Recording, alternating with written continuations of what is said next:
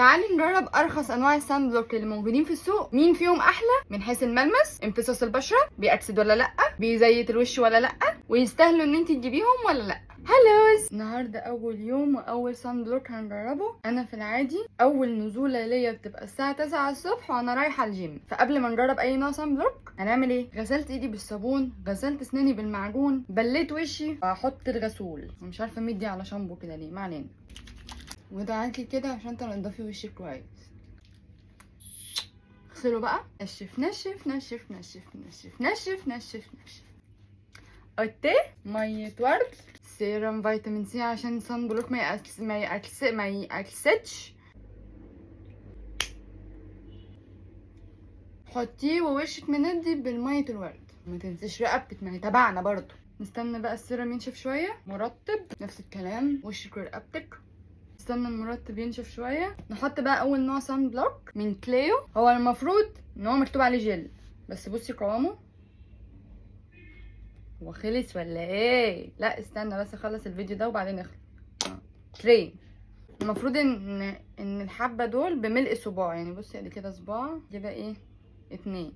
حطي بقى، ولازم تكتري السان بلوك بالذات، ما ينفعش تستخسري فيه، ولا تحطي النقطه هنا والنقطه هنا، ما ينفعش. الصيف ده عايز بصي ان انت تمعجني وشك وتمشي كده، تقدري تدعكي كده حوالين عينيكي وفي بقك ورقبتك. انا عارفه ان منظري يخض، انا عارفه، بس هيروح. استني بس، دعكي شويه كده.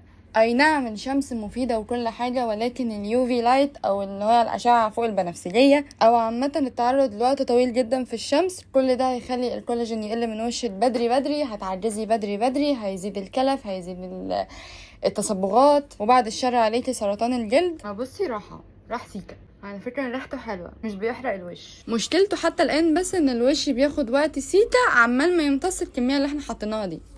ننزل بقى. لا، هستنى الأول تلت ساعة بعد كده انزل. هو لازم كده. لسه راجعة من الجيم، مرضتش ان انا اغسل وشي، مرضتش ان انا احط عليه اي حاجة ولا حتى امسحه بمنديل، جاية بلا مؤاخذة عرقي. طيب عدى ساعتين على السان بلوك، ما حصلش اكسدة، هو انا بس وشي بقى بيلمع سنة ممكن من العرق، ولكن زي الفل. مع العرق ما كانش بينزل حاجات بيضة، فكليو تمام ممتاز. خش على تاني سان بلوك. تاني نوع بقى بتاع كولاجرا. هو في نوعين منه، انا جايبه اللي هو دراي تاتش وانتي اوكسيدانت، يعني مضاد للاكسده. وعلشان اجربه انا ما حطيتش فيتامين سي سيرم. هو تقيل حبتين، بس البشره امتصته اسرع من كليو ده، غير ان وانا بعرق كان بينزل حاجات بيضة او الميه بتبقى بيضة يعني. يلا بينا ننزل. طيب انا لسه جايه وشي مزيت بطريقه بيطلع، ده مش عرق، ده زيت، وانا اصلا بشرتي مش دهنيه. تاني حاجه وشي اكسد، وهو اصلا مكتوب عليه ان هو انتي اوكسيدنت، بس اكسد. تالت نوع بتاع سانان سي ده العادي مش التنتد.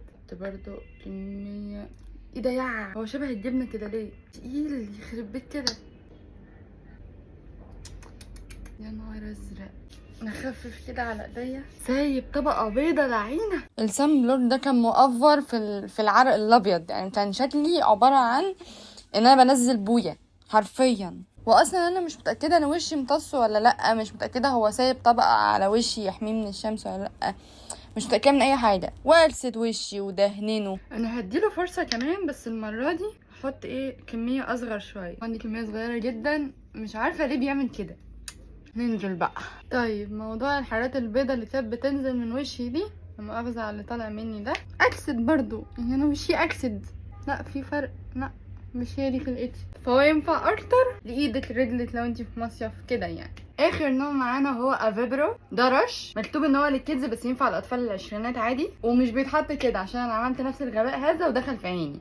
هنعمل دي كده 3 نقط كده ولا حاجه، وبصي خفيف ازاي ميه. لو انت بتعملي كده بس الوش امتص على طول. انا جربت انواع كمان بس خلصت من عندي، زي بوبي وارجنتو. بوبي كان حلو وقوامه خفيف والوش بيمتص وما بيأكسدش ولا اي حاجه، بس كان بيحرق لي وشي معرفش ليه. ارجنتو انا بحبه في الغسول، بس ما بحبوش في الصن بلوك. ليه؟ عشان بيخلي وشي ابيض اوفر وتقيل. ايه ده، بحب حاجات تقيله انا.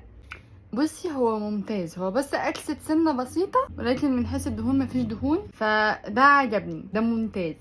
هي دي كده الانواع اللي انا جربتها. ايا كان النوع اللي هتستخدميه لازم يتجدد كل ساعه ونص ساعتين. طيب بعد ما هتروحي هنعمل ايه بقى؟ هغسل وشي، هتنشفي مرطب بقى، حبه نونو خالص. باي.